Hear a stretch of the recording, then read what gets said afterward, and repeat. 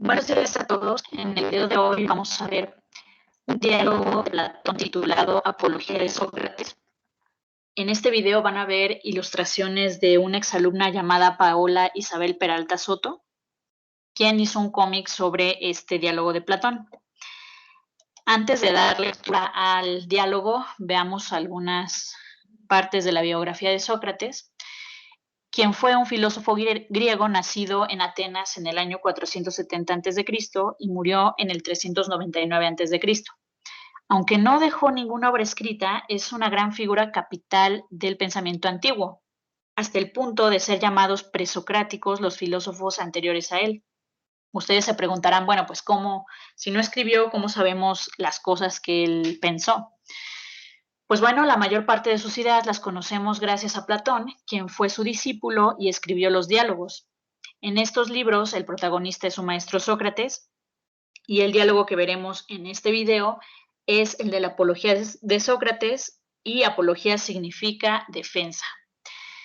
En este diálogo, Sócrates se va a defender de ciertas acusaciones y él está en el tribunal defendiendo pues que es inocente de esto que lo acusan, y en ese tribunal también están las personas que van a votar si es culpable o es inocente. Antes de comenzar el diálogo, es importante que ustedes sepan quiénes fueron los sofistas. Sócrates investigaba una gran cantidad de conceptos importantes para la filosofía, tales como el conocimiento, el amor, la justicia, la muerte, el bien, la belleza, la valentía, la prudencia, la amistad, etc. Para buscar el conocimiento sobre estos temas, se dedicaba a dialogar con otras personas. Algunos de ellos fueron los sofistas. Estos se consideraban a sí mismos sabios y se dedicaban a educar a los jóvenes de padres adinerados. Les enseñaban oratoria y retórica para que aumentaran su prestigio y mejoraran su posición política. Los sofistas eran muy buenos para dar bellos discursos con los que convencían a las personas y conseguían su admiración. Les interesaba el prestigio, la riqueza y el poder. Sócrates, a diferencia de ellos, se consideraba ignorante y buscaba la verdad. Muchas personas pensaban que Sócrates era un sofista porque se juntaba con ellos, pero Sócrates es muy claro en este diálogo en que él tiene muchas diferencias con los sofistas, y es muy importante que ustedes identifiquen cuáles son esas diferencias, qué es lo que hace a Sócrates diferente de estos sofistas que se dedicaban a convencer a los demás. Sócrates buscaba la verdad a diferencia de ellos. Vamos a ver entonces es lo que dice este diálogo de Platón. Comencemos. Apología de Sócrates. Ciudadanos atenienses, ignoro qué impresión habrán despertado en vosotros las palabras de mis acusadores. Han hablado de forma tan seductora que al escucharlas casi han conseguido deslumbrarme a mí mismo. Sin embargo, quiero demostraros que no han dicho ninguna cosa que se ajuste a la realidad. Les voy a desenmascarar con hechos y no con unas simples palabras. Y por Zeus, que no les seguiré el juego compitiendo con bellos discursos bien estructurados, como es propio de los de su calaña. Por eso debo rogaros que, aunque creo tener derecho de exigirlo, que no os fijéis ni os importen mis maneras de hablar, y por el contrario pongáis atención exclusivamente en si digo cosas justas o no. Así pues, lo correcto será que pase a defenderme. Mis antiguos acusadores ni siquiera dieron la cara, por lo que es imposible conocer todos sus nombres. Esos, pues, movidos por envidias y jugando sucio, son difíciles de desenmascarar, pues ni siquiera es posible hacerles subir a este estrado para que den la cara y puedan ser interrogados. Retomemos, pues, desde el principio para ver qué acusación dio origen a esta mala fama de que gozo y que ha dado pie a Méleto para iniciar este proceso contra mí. Entonces aquí en esta primera parte vemos que Méleto acusó a Sócrates y Sócrates va a pasar a defenderse. En la imagen que tienen abajo es el oráculo de Delfos, que es un lugar sagrado donde los griegos iban a preguntar cosas a una sacerdotisa llamada Pitonisa. Bueno, así se les dice a las sacerdotisas allá en esa época de Grecia. Vamos a continuar entonces con el texto. Imaginemos que se trata de una acusación formal y pública y oímos recitarla delante del tribunal. Sócrates es culpable porque se mete donde no le importa investigando en los cielos y bajo la tierra. Practica ser fuerte el argumento más débil e induce a muchos otros para que actúen como él. La verdad es que no tengo nada que ver con tales cuestiones, ni tampoco si os han contado que yo soy de los que intentan educar a las gentes y que cobran por ello. También puedo probar que esto no es verdad. Y no es que no encuentre hermoso el que alguien sepa dar lecciones a los otros, si lo hacen como Gorgias de Leontinos o pródicos de Ceos o Hipias de Élide, que van de ciudad en ciudad fascinando a la mayoría de los jóvenes, prefieren escogerles a ellos para recibir sus lecciones por las que deben pagar y aún más quedarles agradecidos. Yo he alcanzado este popular renombre por una cierta clase de sabiduría que poseo. ¿De qué sabiduría se trata? Ciertamente de una sabiduría propia de los humanos, y en ella es posible que yo sea sabio, mientras que, por el contrario, aquellos a los que acabo de aludir quizá también sean sabios, pero en relación a una sabiduría que quizá sea extrahumana, o no sé qué, con qué nombre calificarla. Entonces aquí es importante que ustedes recuerden que Sócrates se está diferenciando de los sofistas. ¿Por qué? Porque él no cobra por enseñar, ni siquiera enseña algo, porque vamos a ver más adelante por qué dice Sócrates que él no es un maestro. No voy a contaros valoraciones sobre mí mismo, sino que os voy a remitir a las palabras de alguien que merece vuestra total confianza y que versan precisamente sobre mi sabiduría, si es que poseo alguna y cuál sea su índole. Os voy a presentar el testimonio del propio dios de Delfos. Conocéis sin duda a Querefonte, amigo mío desde la juventud, compañero de muchos de los presentes, hombre democrático. Bien, conocéis con qué entusiasmo emprendía sus empresas. Pues bien, en una ocasión fue a Delfos a hacer una especial consulta al oráculo. Le preguntó si había en el mundo alguien más sabio que yo, y la pitonisa respondió que no había otro superior. Toda esta historia la puede avalar el hermano de Querefonte aquí presente, pues sabéis que él ya murió. Cuando fui a conocer de esta opinión del oráculo sobre mí, empecé a reflexionar, ¿qué quiere decir realmente el Dios? ¿Qué significa este enigma? Porque yo sé muy bien que sabio no soy. ¿A qué viene pues el proclamar que lo soy?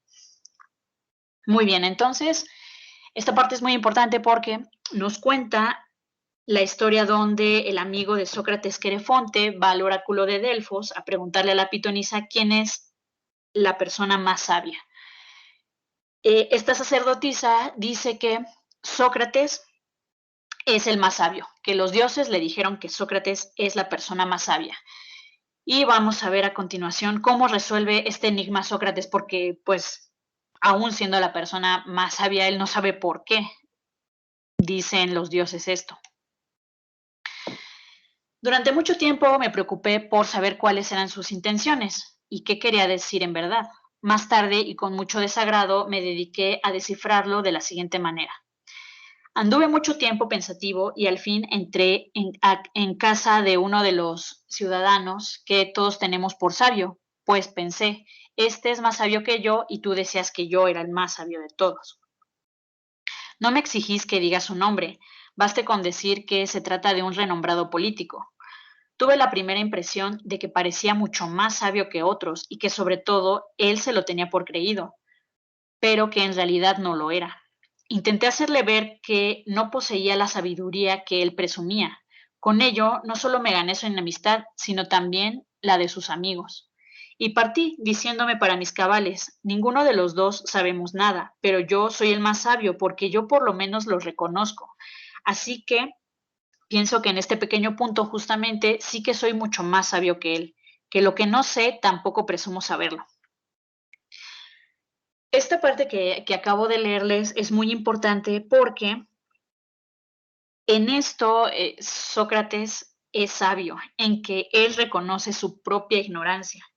Y esto es muy importante para la filosofía porque es lo que te permite seguir buscando el conocimiento. Imagínense que hay una persona que cree que lo sabe todo.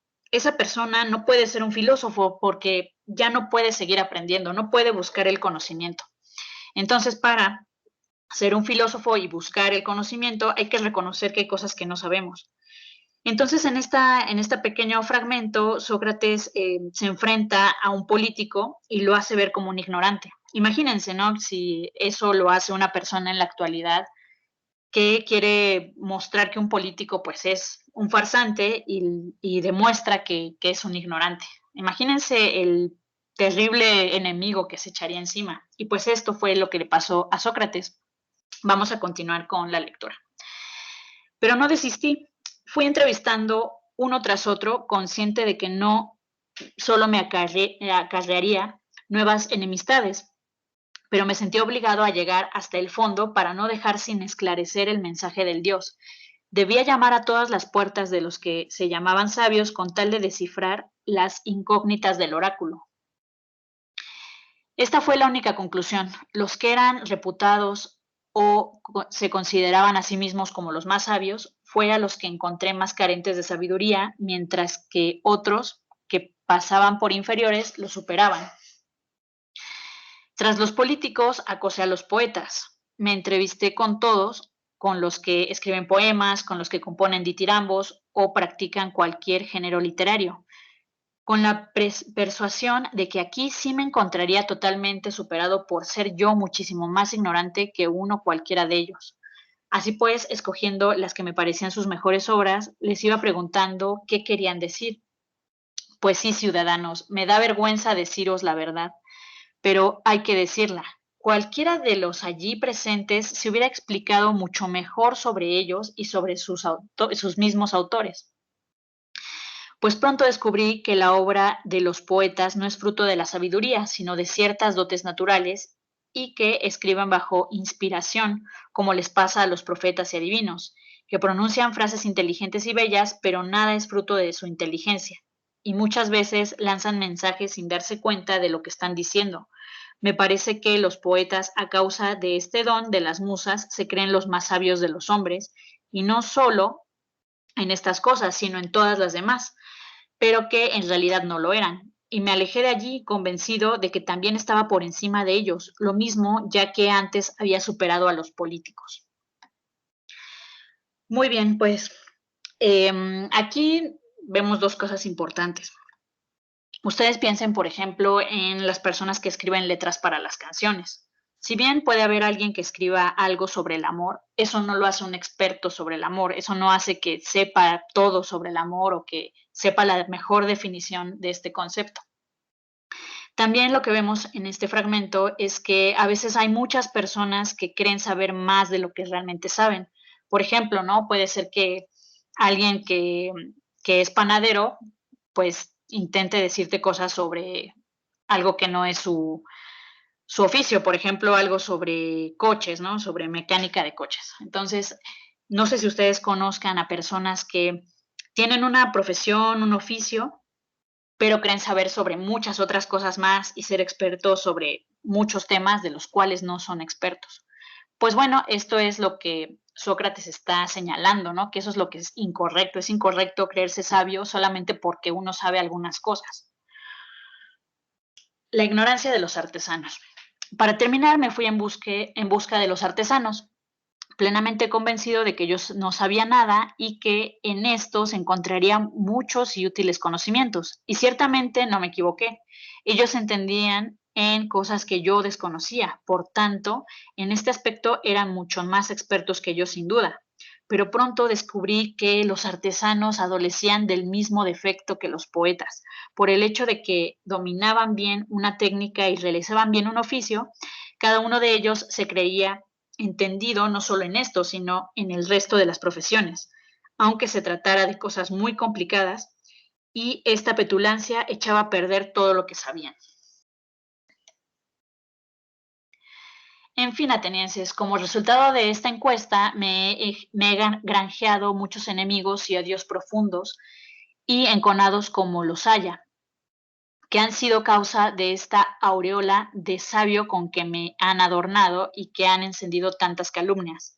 En efecto, quienes asisten accidentalmente a algunas de mis tertulias se imaginan quizá que yo presumo de ser sabio en aquellas cuestiones en que someto a examen a los otros, pero en realidad solo el Dios es sabio, y lo que quiere decir el oráculo es que solo la sabiduría humana poco o nada vale ante su sabiduría.